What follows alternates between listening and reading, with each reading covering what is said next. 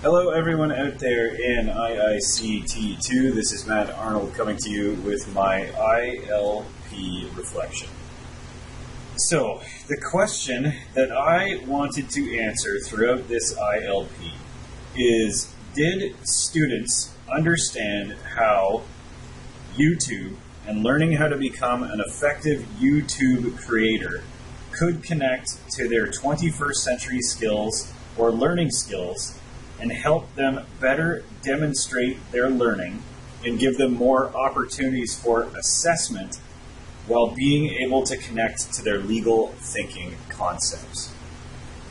So there are a few ways and a few apps that I used to try to demonstrate to me, or have students demonstrate to me, how much of this they understood.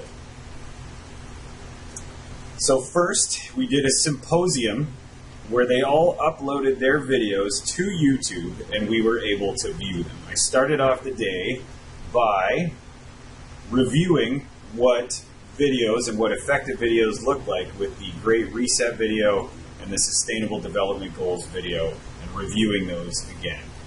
So before we started reviewing the other group's videos, we began with the videos we used to co-create a success criteria originally.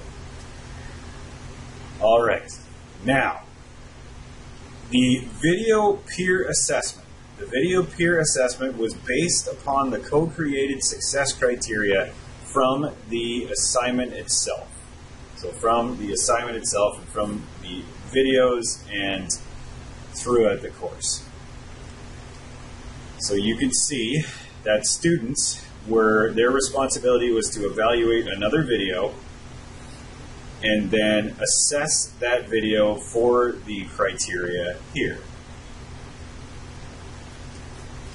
And then at the end, to be able to further demonstrate that they could apply that skill, is I had them create a comment, a YouTube comment. And I'll tell you why after, why the videos aren't public on YouTube, and why the comments aren't there. If you make a video private, you can't add any comments. So I got students to complete a YouTube-like comment using the strengths, areas for improvement, and next steps. So just like they would see on the report cards, and also so they can use that skill going forward to be able to provide professional feedback in a workplace or in a post-secondary setting.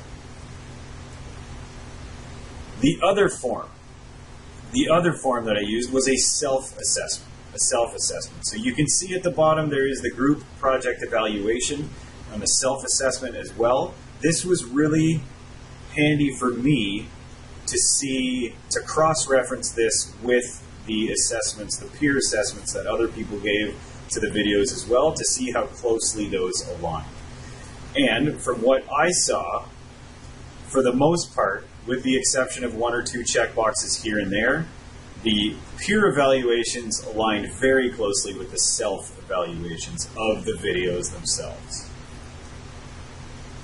Since we focused on more about process in this class, we focused way more about process in this class and not necessarily the final product, each learner within the group was able to contribute in their own special ways and to demonstrate that on multiple occasions and multiple platforms. So as you can see here, the student that filled this form out knew exactly how to find out how many posts they had contributed to the group chat room and how many times they had collaborated using Google Documents. And that was by them simply going to either the chat room and looking in the files and then opening one, and looking then, when they opened the group video planning document, they were able to check the revision history. They were able to check the revision history and see how many contributions they made. And the great thing about this is that students can also click on the Expand Detailed Versions tab and see if they just logged on to the document the one time, or they in fact contributed multiple times to that one document. All All right, so I am also looking very closely at how this matches up with the actual number. So I can evaluate this as well, and I made it clear to the students that I am able to go in and check these self-evaluation forms as well. Now, for the students who are way more vocal, and that is the way that they contribute to documents, they might not have as much evidence there.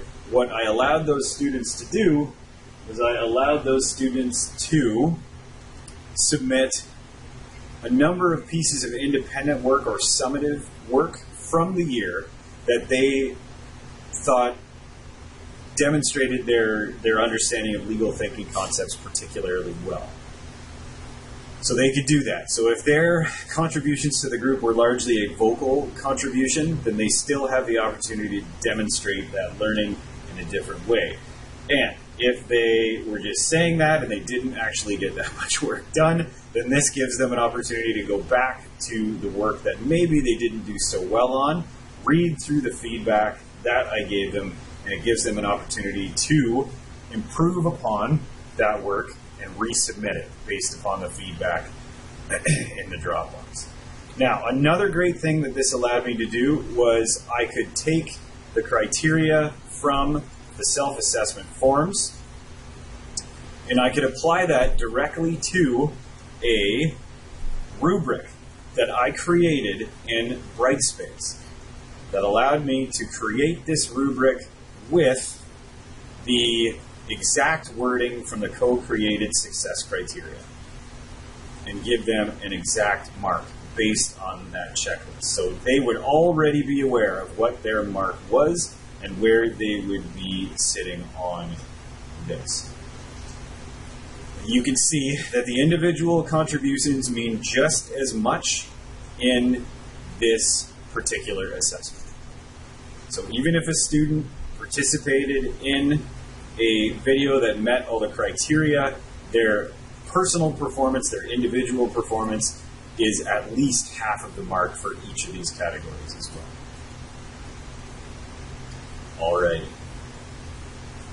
The last step, and a challenge that I never thought of, but should have thought of to begin with, is that a student raised concerns about their video being shared online because the student put their face on the video.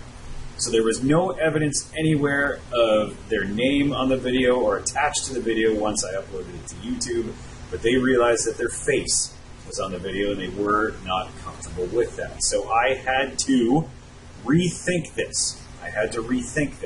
About privacy concerns. And this student was 17, so most of the kids in my class are 18, but this particular student was 17. So it's a good thing that I had the video peer assessment form set up where students could make comments anyways. The next time that I do this, I would most definitely recommend that the YouTube videos and the videos that are created are posted into Google Chat and not necessarily onto YouTube. So it can still act like a YouTube forum,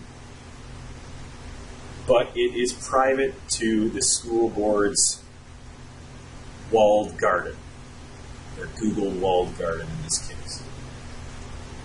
Even though I told students about this being a great opportunity for them to get some professional exposure about their videos and be able to share it, students still had concerns, which I can completely understand because ultimately the choice should be up to them as to what they choose to put out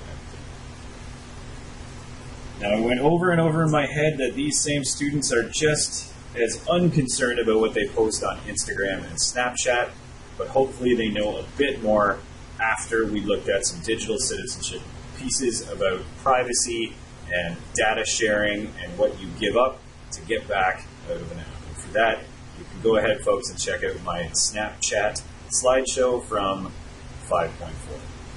Thanks so much. It's been a pleasure getting to know your work and getting to collaborate with you through the various activities. And I hope that I talk to you all sometime again.